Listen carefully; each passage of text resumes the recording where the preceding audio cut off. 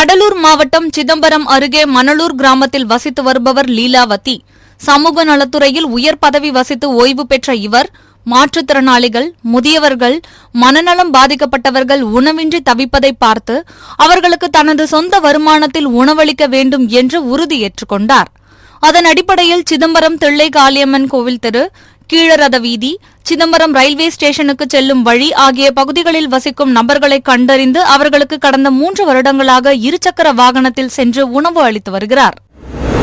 தென்காசி மாவட்டம் சங்கரன் கோவில் அரசு மருத்துவமனையில் தங்கமாரி என்ற பெண் தனியார் நிறுவனத்தின் மூலம் துப்புரவு தொழிலாளியாக கடந்த 7 வருடங்களாக பணிபுரிந்து வருகிறார். இந்நிலையில் தன் கணவன் மூலமாக தனக்கு வந்த HIV நோயை காரணம் காட்டி மேலாளர் சுகந்தி மற்றும் மேற்பார்வையாளர் முத்தையா தன்னை தரக்குறைவாக நடத்துவதாக தங்கமாரி வேதனை தெரிவித்தார். மேலும் இதுகுறித்து சங்கரன் கோவில் அரசு மருத்துவமனை நிர்வாகத்திடம் பலமுறை முறையிட்டும் எவ்வித நடவடிக்கையும் எடுக்கவில்லை என்று குற்றம் சாட்டினார். எனவே தமிழக அரசும் மனித உரிமை ஆணையமும் இந்த விவகாரத்தில் தலையிட்டு தனக்கிருக்கும் நோயை காரணம் காட்டி மனதளவில் காயப்படுத்தும் குறிப்பிட்ட நபர்கள் மீது நடவடிக்கை எடுக்க வேண்டும் என்று கோரிக்கை விடுத்துள்ளார். கணவர் இந்த நோய், அதாவது HIVங்கிற நோயினால பாதிக்கப்பட்டு இறந்துட்டாங்க. இப்போ எனக்கு மாத்திரை மருந்து வாங்கி சாப்பிட்டுட்டு இருக்கேன். இப்போ என்னன்னா உனக்கு நோய் இருக்குது அப்படின்னு இனி ஒதுக்குறாங்க. மேனேஜர், சூப்பர்வைசர் ஒதுக்கி ஒரு சில ஒர்க்கர்களை என் கூட பேசக்கூடாதுங்காங்க. அப்புறம் என்னன்னா சாதி வித்தியாசம் பார்த்தாங்க. என் பிள்ளைக்கு ஒரு உடம்புக்கு முடியலனாலும் அதுக்கும் விட மாட்டேங்காங்க. கேட்டா நீ உன் பிள்ளைக்கு அன்னைக்கு போனல, உடம்பு முடியாம போனல, அதை நீ மறுநாள் நீ டூட்டி சேர்த்து பார்க்கணும் அப்படிங்காங்க. சம்பளம் கம்மியா போடுறாங்க. நாங்க டூட்டி பார்த்தாலுமே சம்பளம் கம்மியா போடுறாங்க. இதை இந்த சம்பளத்தை கேட்டதுக்கு நாங்க அப்படித்தான் போடுவோம். நீ வேலைக்கு இஷ்டம் இருந்தா செய்யலன்னா வெளியில போ. நீ வேலைக்கு வச்சிருக்கதே தப்பு. நீ இந்த இதுல பாதிக்கப்பட்டதா உன்னை வேலைக்கே வைக்கக்கூடாது அப்படின்னு சொல்றாங்க. இதுபடி நான் கலெக்டருக்கு எல்லாத்துக்கும், முதலமைச்சர்ல இருந்து எல்லாத்துக்கும் நான் பெட்டிஷன் போட்டிருக்கேன். மனித உரிமைக்கு எல்லாத்துக்கும் போட்டிருக்கேன். போட்டதுல எனக்கு இதுல நியாயம் கிடைக்கணும். திருச்சி ஸ்ரீரங்கத்தில் உள்ள ஸ்ரீமத் ஆண்டவன் கலை மற்றும் அறிவியல் கல்லூரியின் ஆண்டு விழா, விளையாட்டு விழா மற்றும் கல்லூரி விழா என முப்பெரும் விழா கல்லூரி செயலாளரும் தாளாளருமான வெங்கடேஷ் தலைமையில் நடைபெற்றது. இந்த நிகழ்ச்சியில் மணப்பாறையைச் சேர்ந்த சுதந்திர போராட்ட தியாகி சுந்தரம் சிறப்பு விருந்தினராக கலந்து கொண்டார். இவ்விழாவில் கல்லூரி மாணவ மாணவிகளின் கலை நிகழ்ச்சிகள், யோகா நடைபெற்றது. இதனைத் தொடர்ந்து விருதுகளும் மற்றும் பல்வேறு போட்டிகளிலும் வெற்றி பெற்ற விளையாட்டு வீரர்களுக்கும் மாணவ மாணவிகளுக்கும் பரிசுகளும் வழங்கப்பட்டது. நீலகிரி மாவட்ட நிர்வாகம் மற்றும் தோட்டக்கலைத்துறை, சுற்றுலாத்துறை சார்பில் ஆண்டுதோறும் கோடை விழாக்கள் நடத்தப்பட்டு வருகிறது. ஆனால் இந்த ஆண்டு தேர்தல் விதிமுறைகள் அமலில் உள்ளதால் அரசு தாவரவியல் பூங்காவில் மலர் கண்காட்சி மற்றும் குன்னூர் சிம்ஸ் பூங்காவில் பழ கண்காட்சி மட்டும் நடைபெறும் என மாவட்ட நிர்வாகம் அறிவித்துள்ளது. இந்நிலையில் உதகையில் கோடை சீசன் துவங்கி உள்ள நிலையில் வார விடுமுறை நாளான இன்று உதகையில் உள்ள சுற்றுலா தலங்களில் சுற்றுலா பயணிகளின் கூட்டம் அதிகரித்து காணப்பட்டது. குறிப்பாக சிறந்த சுற்றுலா தலங்களில் ஒன்றான உதகை நூற்றாண்டு ரோஜா பூங்காவில் சுற்றுலா பயணிகளின் கூட்டம் அதிக அளவில் காணப்பட்டது. இந்த ஆண்டு போதிய மழை இல்லாததால் தண்ணீர் பற்றாக்குறை காரணமாக பூங்காவில் பூத்துள்ள மலர்கள் காய்ந்தும் வாடிப்போயும் காணப்படுகின்றன. இதனால் பூங்காவிற்கு வரும் சுற்றுலா பயணிகள் ரோஜா மலர்களை கண்டு ரசிக்க முடியாமல் ஏமாற்றத்துடன் திரும்பிச் செல்கின்றனர். தூத்துக்குடி மாவட்டம் கோவில்பட்டி அருகே உள்ள தெற்கு இலந்தைக்குளம் பகுதியைச் சேர்ந்த ராமகிருஷ்ணன் நெல்லையிலிருந்து மதுரைக்கு பழைய பேப்பர் பண்டல்களை சரக்கு லாரியில் ஏற்றி சென்று கொண்டிருந்தார். அப்போது இனாம் மணியாச்சி அருகே சென்று கொண்டிருந்த போது ஓட்டுநரின் கட்டுப்பாட்டை இழந்த லாரி சாலையில் இருந்த தடுப்புச் சுவர் மீது மோத முயற்சித்தது.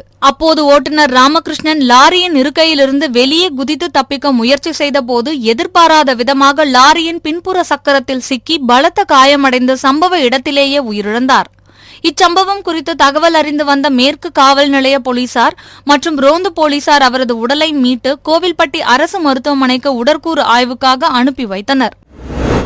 மதுரை வில்லாபுரம் கற்பக நகர் மதுரா பில்டர்ஸ் அரங்கத்தில் புஷ்பாஞ்சலி சங்கம் மதுரா பில்டர்ஸ் சார்பில் காது, மூக்கு, தொண்டை நோய்களுக்கான சிறப்பு முகாம் நடைபெற்றது. இம்முகாமில் 150க்கும் மேற்பட்டவர்களுக்கு முழு சிகிச்சை அளிக்கப்பட்டது.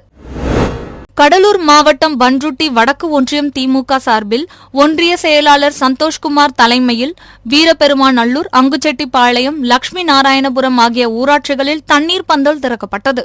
இதனைத் தொடர்ந்து அங்கிருந்த பொதுமக்களுக்கு திமுக நிர்வாகிகள் குளிர்பானங்களை வழங்கினர். விருதுநகர் மாவட்டம் ராஜபாளையம் முத்துக்கொத்தனார் தெருவைச் சேர்ந்த தம்பதியினர் பெருமாள் சாமி ஜோதி. இவர்களது மகள் பாண்டிச்செல்வி ஜவுளி கடையில் வேலை பார்த்து வருகிறார். இவருக்கும் மதுரையைச் சேர்ந்த குணசேகர் என்பவருக்கும் முகநூல் மூலம் நட்பு ஏற்பட்டு நாளடைவில் காதலாக மாறி அவ்வப்போது நேரிலும் சந்தித்து வந்துள்ளனர். இந்நிலையில் குணசேகரன் பாண்டிச்செல்வி வீட்டிற்கு சென்று பாண்டிச்செல்வியிடம் வாக்குவாதத்தில் ஈடுபட்டு தன்னை திருமணம் செய்து கொள்ளும்படி வற்புறுத்தியுள்ளார். இதற்கு பாண்டிச்செல்வி மறுப்பு தெரிவித்ததால் குணசேகரன் தனது பையில் மறைத்து வைத்திருந்த மண்ணெண்ணெயை எடுத்து அப்பெண்ணின் மீது ஊற்றி தீ வைத்துவிட்டு தப்பிச் சென்றுள்ளார். இதில் வீட்டில் இருந்த பொருட்கள் அனைத்தும் எரிந்து நாசமானது. மேலும் பாண்டிச்செல்விக்கு முகம் மற்றும் கைகளில் காயம் ஏற்பட்டு ராஜபாளையம் அரசு மருத்துவமனையில் சிகிச்சை பெற்று வருகிறார். இதுகுறித்து தெற்கு காவல் நிலைய போலீசார் வழக்கு பதிவு செய்து தப்பியோடிய குணசேகரனை தேடி வருகின்றனர். மயிலாடுதுறையில் மகாகவி சிலம்பம் அகாடமி சார்பில் 5ஆம் ஆண்டு சிலம்பம் கச்சை கட்ட விழா நடைபெற்றது. இதில் பங்கேற்ற மாணவ மாணவியர், சிறுவர் சிறுமியர் சிலம்பக்கலையில் அடிப்படையான குரங்கு பாய்ச்சல், குத்துவரிசை, அடிமுறை சிலம்பம், போர் சிலம்பம், அலங்கார சிலம்பம், மான்கொம்பு, சுருள், வாள்வீச்சு போன்ற தமிழரின் பாரம்பரிய கலைகளை மிகுந்த விறுவிறுப்பாக நடத்தி காட்டியது பார்வையாளர்களை பிரமிப்பில் ஆழ்த்தியது. இதனைத் தொடர்ந்து சிலம்பத்தில் குறிப்பிட்ட பாடங்களில் தேர்ச்சி பெற்றவர்களுக்கு வெள்ளை, மஞ்சள், ஆரஞ்சு, கருப்பு ஆகிய தகுதி பட்டைகள் 12 வகைகளாக கச்சைகள் என்ற பெயரில் அணிவிக்கப்பட்டன. தூத்துக்குடி மாவட்டம் கோவில்பட்டியில் அகில இந்திய கிராமிய அஞ்சல் ஊழியர் சங்கம் சார்பில் 5வது கோட்ட மாநாடு தலைமை தபால் நிலையத்தில் நடைபெற்றது. இம்மாநாட்டில் ஜிடிஎஸ் ஊழியர்களுக்கு எழுத்தர் பதவிக்கு தனி இடஒதுக்கீடு வழங்க வேண்டும், ஜிடிஎஸ்ஸில் இருந்து தபால்காரர் பதவிக்கு மீண்டும் சீனியாரிட்டி முறையை அமல்படுத்த வேண்டும், ஜிடிஎஸ் ஊழியர்கள் பணி ஓய்விற்கு பின் குறைந்தபட்ச பென்ஷன் வழங்கிட வேண்டும் உள்ளிட்ட தீர்மானங்கள் நிறைவேற்றப்பட்டன. மாநாட்டின் நிறைவாக கலந்து கொண்ட அனைத்து அஞ்சல் ஊழியர்களுக்கும் அறுசுவை அசைவ மற்றும் சைவ விருந்து வழங்கப்பட்டது. தென்காசி மாவட்டம் பாவூர் சத்திரம் அருகே உள்ள குறும்பலாபேரி கிராமத்தைச் சேர்ந்தவர் தங்கதுரை. இவர் அதிமுக கிளை செயலாளராக உள்ளார். இவரை சொத்து தகராறு காரணமாக கடந்த 24ஆம் தேதி பாவூர் சத்திரம் போலீசார் காவல் நிலையத்திற்கு விசாரணைக்காக அழைத்து வந்ததாக கூறப்படுகிறது. இந்நிலையில் காலை 10 மணிக்கு வந்த அவரையும் அவரது மகள் அன்பையும் இரவு வரை காவல் நிலையத்தில் வைத்திருந்து பின்னர் நீதிபதியின் சொந்த ஜாமீனில் இரவு வெளியில் அனுப்பியுள்ளனர். இந்நிலையில் இருதய நோயாளியான முதியவர் தங்கதுரை ஒரு நாள் முழுவதும் மருந்து மாத்திரை கொடுக்காமல் இருந்ததால் உடல்நிலை பாதிக்கப்பட்டுள்ளார். இதனையடுத்து அவரது உறவினர்கள் அவரை தனியார் மருத்துவமனையில் சேர்த்த நிலையில் அவர் சிகிச்சை பலனின்றி உயிரிழந்தார். இதனால் ஆத்திரமடைந்த உறவினர்கள் மற்றும் அதிமுகவினர் பாவூர் சத்திரம் காவல் நிலையம் முன்பு இறந்த தங்கதுரை உடலோடு முற்றுகையிட்டு போராட்டத்தில் ஈடுபட்டதால் பரபரப்பு ஏற்பட்டது. சர்வதேச சுற்றுலா தலமான கன்னியாகுமரியில் கடல் நடுவே அமைந்துள்ள விவேகானந்தர் நினைவு மண்டபம், 133 அடி உயரமுள்ள ஐயன் வள்ளுவரின் வானுயர்ந்த சிலை மற்றும் கடலிலிருந்து சூரிய உதய காட்சி, கடலில் சூரியன் மறையும் காட்சி ஆகியவை காண வெளிநாடுகளில் இருந்தும் வெளி மாநிலங்கள் வெளி ஊர்களில் இருந்தும் தினசரி ஆயிரக்கணக்கான சுற்றுலா பயணிகள் வந்து செல்வர். அந்த வகையில் வார விடுமுறை மட்டுமல்லாமல் பள்ளிகளுக்கும் விடுமுறை அளிக்கப்பட்டுள்ளதால் ஏராளமான சுற்றுலா பயணிகள் மற்றும் உள்ளூர் பயணிகள் கன்னியாகுமரிக்கு வந்து குவிந்துள்ளனர். இவர்கள் அதிகாலையிலேயே சூரிய உதயத்தை கண்டு ரசித்ததோடு தங்கள் செல்போன்களில் புகைப்படம் எடுத்து ரசித்தனர். தேனி மாவட்டம் கம்பம் பள்ளத்தாக்கு பகுதிகளில் வெயிலின் தாக்கம் அதிகமாகி கடுமையான வறட்சி நிலவி வருவதால் மேற்கு தொடர்ச்சி மலைப்பகுதியில் உள்ள அருவிகளில் முற்றிலுமாக தண்ணீர் வரத்து இன்றி வெறும் பாறைகளாக காட்சியளிக்கிறது. தேனி, திண்டுக்கல், மதுரை, சிவகங்கை உள்ளிட்ட 5 மாவட்ட மக்களின் குடிநீர் மற்றும் பாசனத்திற்கு நீர் ஆதாரமாக விளங்கும் முல்லை பெரியாறு அணைப்பகுதியில் கடும் வறட்சி ஏற்பட்டு முற்றிலும் நீர்வரத்து இன்றி அணையின் நீர்மட்டம் வெகுவாக குறைந்துள்ளது. இதனால் கம்பம் பள்ளத்தாக்கு பகுதியில் குடிநீர் பற்றாக்குறை ஏற்படும் அபாயம் ஏற்பட்டுள்ளது. இதனால் கம்பம் தமிழ்நாடு தௌஹீத் ஜமாத் கம்பம் கிளை சார்பாக மார்க்க அறிஞர் பஷீர் அகமது தலைமையில் அப்பகுதியில் வறட்சி நீங்கி மழை பெய்வதற்கு சிறப்பு தொழுகை நடைபெற்றது. இதில் ஏராளமான இஸ்லாமியர்கள் கலந்து கொண்டு சிறப்பு பிரார்த்தனையில் ஈடுபட்டனர். சத்யபாமா சாதனையாளர்கள் தினத்தை கொண்டாடும் வகையில் 2024ஆம் ஆண்டில் சிறந்த வேலைவாய்ப்பு முகாமில் தேர்ந்தெடுக்கப்பட்ட மாணவ மாணவிகளுக்கு பணி நியமன ஆணை வழங்கும் விழா சென்னை OMR சாலையில் உள்ள சத்யபாமா நிகர்நிலை பல்கலைக்கழக வளாகத்தில் நடைபெற்றது. நிறுவனத்தின் வேந்தர் முனைவர் மரியஜீனா ஜான்சன் மற்றும் தலைவர் முனைவர் மரிய ஜான்சன், துணைத் தலைவர்கள் அருள் செல்வன், மரிய பெர்னத் தமிழரசி, மரிய கேத்ரின் ஜெயப்பிரியா ஆகியோர் விழாவிற்கு தலைமையேற்று வெற்றி பெற்ற மாணவர்களுக்கு பணி நியமன ஆணைகளை வழங்கி கௌரவித்தனர். திண்டுக்கல் மாவட்டம் பழனி கோவிலுக்கு சாமி தரிசனம் செய்வதற்காக தர்மபுரியைச் சேர்ந்த ரமேஷ் பாபு என்பவர் வருகை தந்துள்ளார். அப்போது அவர் தன்னை நீதிபதி என்று தெரிவித்து ரோப்காரில் முன்னதாக செல்ல அனுமதிக்குமாறு கேட்டுள்ளார். இதனையடுத்து அவரிடம் கோவில் ஊழியர்கள் அடையாள அட்டையை கேட்டபொழுது அடையாள அட்டை காட்ட மறுத்ததால் சந்தேகம் அடைந்த ஊழியர்கள் போலீசாருக்கு தகவல் கொடுத்தனர். இதையடுத்து சம்பவ இடத்திற்கு வந்த அடிவாரம் காவல்துறையினர் ரமேஷ் பாபுவிடம் விசாரணை செய்ததில் அவர் முன்னுக்கு பின் முரணாக கூறியதோடு தான் தர்மபுரி மாவட்ட நீதிபதியாக பணி செய்வதாக தெரிவித்துள்ளார். இதனால் சந்தேகம் அடைந்த போலீசார் தர்மபுரி மற்றும் சேலம் போலீசார் மூலம் விசாரணை செய்ததில் ரமேஷ் பாபு பொய் கூறுவது தெரியவந்தது.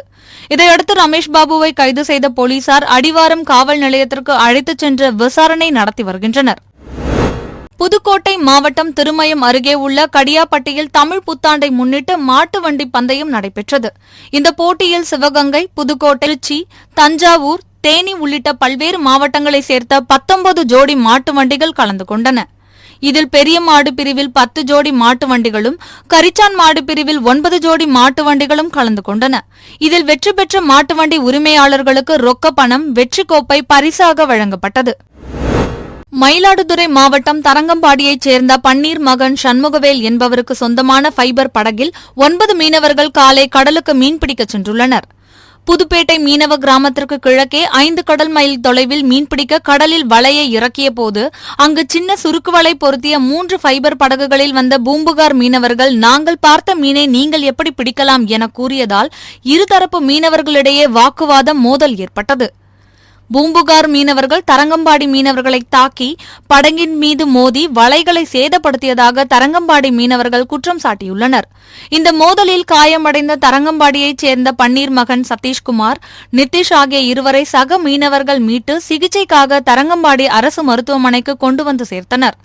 மீனவர்கள் மோதலால் வேதனையடைந்துள்ள பொதுமக்கள் சுருக்கு வலையால் தொடர்ந்து பிரச்சினை ஏற்பட்டு வருவதாகவும் அதனை நிரந்தரமாக தடை செய்ய வேண்டும் என கூறியதோடு தாக்குதல் நடத்திய மீனவர்கள் மீது உடனடியாக நடவடிக்கை எடுக்க கோரிக்கை விடுத்துள்ளனர். இன்னைக்கு காலையில சரியா 8 மணிக்கு இங்க இருந்து போட்டு தொழிலுக்கு போனோம். போய் வலை போடும் போது ஒரு 10 மணி போல வலை போட்டு இருந்தா பூம்புகார் சேர்ந்த போட்டுக்காரங்க எங்க வலைய அவங்க அத்துமீறி வலையை அறுத்தாங்க. சுருக்கு வலை போட்டு அவங்க சுருக்கோலை எடுத்துட்டு வந்து 3 போட்டு சேர்ந்து எங்க வலையை அத்துமீறி அறுத்தாங்க. வலையை ஏன் அறுக்குறீங்கன்னு கேட்டதுக்கு கொடூர ஆயுதம், கத்தி, கம்பு, கல்லு, கருங்கல் இதெல்லாம் கொண்டு கொடூர ஆயுதம் கொண்டு எங்களை சராமாரியா தாக்குனாங்க.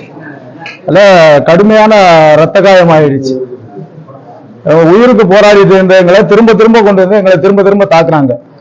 அந்த தாக்குனதை பார்த்து பக்கத்துல இருந்த வெள்ளக்கோயில் படகுக்காரங்க எங்களை சரியான நேரத்துல காப்பாத்தலன்னா எங்களுடைய உயிருக்கு உத்தரவாதமே இருந்திருக்காது.